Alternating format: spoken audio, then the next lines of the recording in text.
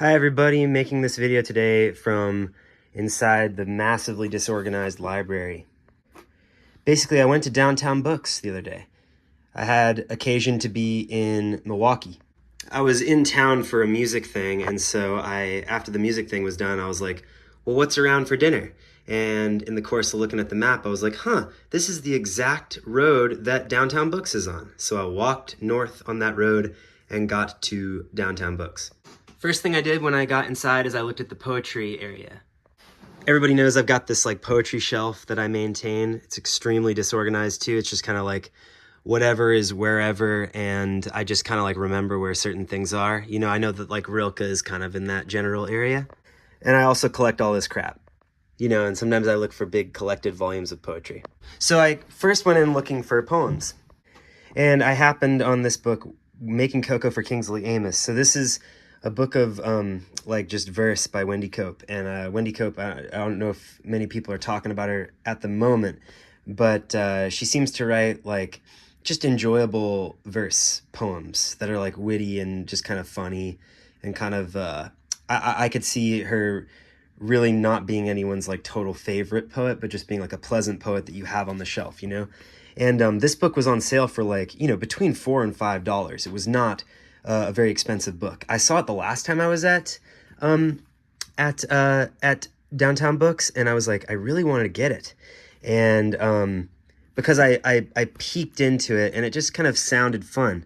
Like, I want to learn how to write rhyming poetry someday. Here's the title poem, Making Cocoa for Kingsley Amis. It was a dream I had last week, and some kind of record seemed vital.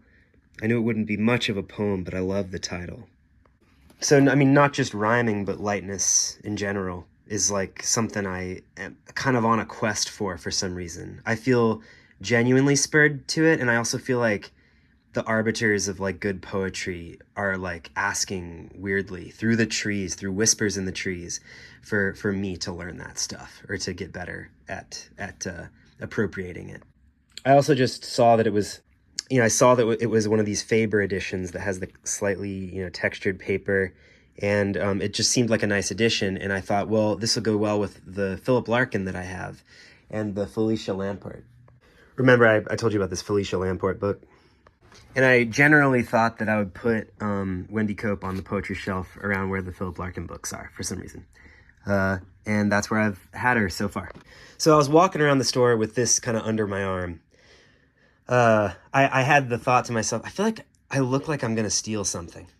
I had like stubble on my face, and I was really sweaty and kind of smelled weird. My backpack was smelly and bad. And then I walked around, I was looking for a copy of the Gabler edition of Ulysses.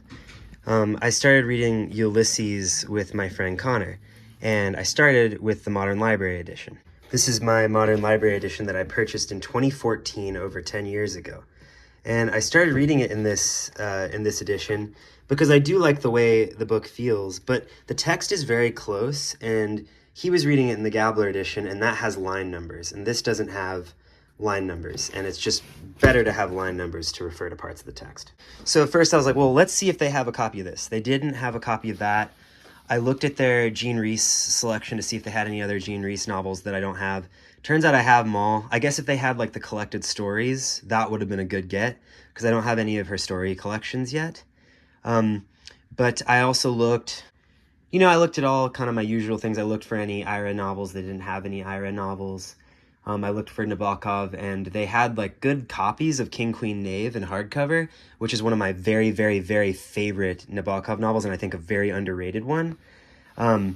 But I just didn't feel like getting that. I have the paperback. I don't need the hardcover. And it seems like the King, Queen, Knave hardcover is like not really particularly scarce. It seems like everyone's kind of getting rid of that one, which kind of disappoints me. But anyway, you know, I walked around with Wendy Cope under my arm for like the longest time, just being like, maybe I won't get anything else. I probably shouldn't get anything else. You know, everybody's always saying that life is getting more and more expensive, and that you shouldn't buy this, and that you shouldn't finance that, and that this is going to cause a bunch of interest to come and swallow you up like a giant whale or wave or something.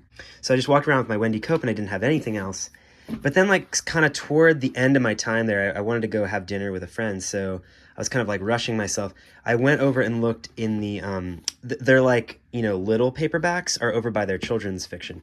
So, you know, I like little paperbacks like these. Like I have a couple here that I got from when Paul's was going out of business, and I like, you know, little pocket paperbacks. Like this is the place I read The Nose in most recently. You know, I like stuff like My Kokoro that I read and did a video on. I love this little copy of Epitaph of a Small Winter that I found at McKay's a while back. Like, I do like little paperbacks and I do collect them. And so I went over there kind of vaguely looking for like if there was a cool Updike or Graham Greene or something like that. And I almost got like novels by this guy Innes who does like crime novels. But my crime novel selection already is full of things that I like need to read. Like for instance, from the dissolution of Paul's, I got this copy of The Little Drummer Girl, etc. But going over to the crime section put me in kind of near where the Diana Wynne Jones books would be. And, you know, I got reason to make a Diana Wynne Jones collection. So I found this book, The Pinho Egg, which I really hadn't heard of. And this nice kind of like, I think it's a British first edition or something. It's you know, it's got the URL on the back is .co.uk. It's in very good shape, and yeah, it says, you know, we're listing the UK price, so much cheaper than the Canadian price. Here on the inside flap, it looks really nice outside of it. It's got this kind of like blue, silvery spine. I've always thought that like the UK like hardcovers, they kind of have this like concavity over here and this convexity over here really pronouncedly, which is kind of delightful. It kind of gives more of a, I don't know, I kind of like what it does. It's more ergonomic, I guess, for the hand. But yeah, there's lots of pages in this, but there aren't that many words on a page. I bought it for the collection. It was very inexpensive. I think it's something like a first edition or something. You know, I mean, I see a 1 here. I don't really know what that means. But this seems to be like a book that's like in the Crestomancy kind of realm, but it's like returning to it as like a kind of a prequel or something after all of the other Crestomancy books. I mean, I'm not the authority on Diana Wynne Jones that I hope one day to be. I read the first chapter and I liked it very much. So anyway, I got the Pinho Egg. That was a good get for my Diana Wynne Jones collection. And then last but not least, wait, see how the Diana Wynne Jones takes up this whole shelf? Isn't this cool? I mean, you got a lot here. You got Unexpected Magic. Here you can just kind of take a gander. Any fans, you know, please leave a comment. This was another recent get. It's like, you know, got an old Puffin vibe. And then kind of a last minute thing was I was looking at fiction and I found this book, The Memoirs of Hector Berlioz, kind of high up in the fiction. And I had to get down on like I had to get a little chair or a little, you know, step ladder and get up and get this book, The Memoirs of Hector Berlioz, off the shelf. I mean, I really like these Every Man's Library books. I mean, we all like them. We all like them. I was just talking to my friend about how we love that on their title pages there will often be red ink. I guess this one doesn't have it, but on some of them they'll have like red ink on the title page that'll just make you feel really like, you know, really taken care of. But what happened was, heck, I'm into music, as you know, and Berlioz is a composer, and these memoirs are this like kind of work of literature that is kind of famous for being kind of like a stretching the truth kind of memoir. Like it's I thought it was interesting that it was classed under fiction, even though it's a collection of memoirs. And looking it up online, that's actually kind of not that strange a place to put the book. Although I think it may technically be incorrect. Let's see like if there's any information in like the title page area about like what this should be considered. Well, I don't really know. There's no information there that says anything like that. But what happened here is that the story behind the Memoirs of Hector Berlioz is that my friend Thax Douglas, who's the poet of many like poems that he reads before people's like music performances, was recommending this book to me a while ago, like maybe a year and a half ago. He was just like carrying it around. I think he had it like Mickey's or something. And I was like, what is that? And he said, the Memoirs of Hector Berlioz. I said, is it good? And he said, it's really good. And I think one thing about Thax is that he's got good taste. He really likes Soseki, I know. And you know, I take his recommendations pretty seriously. So I was always thinking it'd be nice to get a copy of the memoirs of Hector Berlioz. And here, now I've got one. So I thought, well, that's definitely plenty. I mean, that was like a $10 book. This was like $5, and then this was like another $5. And I thought, a $20 purchase, that's pretty substantial given how, tight money is for everyone these days. But then I thought, this is Downtown Books. It's a bookstore I want to support. I can eat rice and beans for a meal. I don't have to go out and get a fancy schmancy smashed burger. I can read good books, buy good books from good places, and be okay.